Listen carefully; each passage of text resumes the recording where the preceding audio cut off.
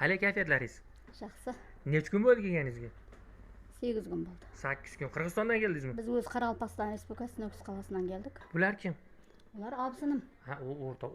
Ovsinga qaragani kirdi. Baynisada qarab, o'sha bog'ni o'zlari ham davolanyapti ekanlar. Yaxshimi natija? Yuralyapsimi? Og'riq Yaxshi, yo'qmi? natijalar yaxshi. Faqat bizning kelganimizga gul bayramına to'g'ri keldi. Gul bayramini apardi.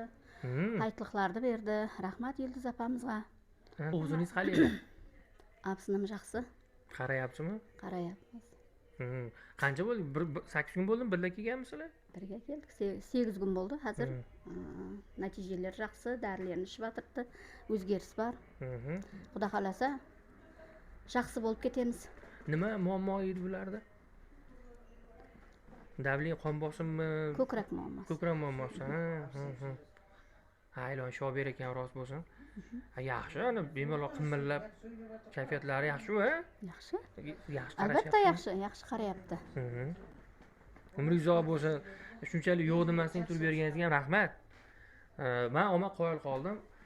O'siniga qarang, hozir hech qaysi o'sin unaqa emas-da. Men sizda bitta topilib qoldi. Qoraqalpoqda menimcha ko'p bo'lsa kerak bunaqa oilalar, o'siniga mehribon. Bor, mehribon. Hayajonlanyapsizmi? Ha, yaxshi. Onajon bitta like bosib qo'yasizlar. O'sinlarini qaragani kelganliklari uchun like bosib qo'yasizlar.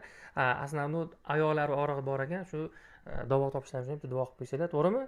Xursand bo'lardi. Like bosib kommentariyada salomat bo'ling, o'zingizni ehtiyot qiling. Shunaqa chiroyli qiz bo'lib yuravering. O'z mana shunaqa zo'r qo'yib yuravering, bo'ptimi?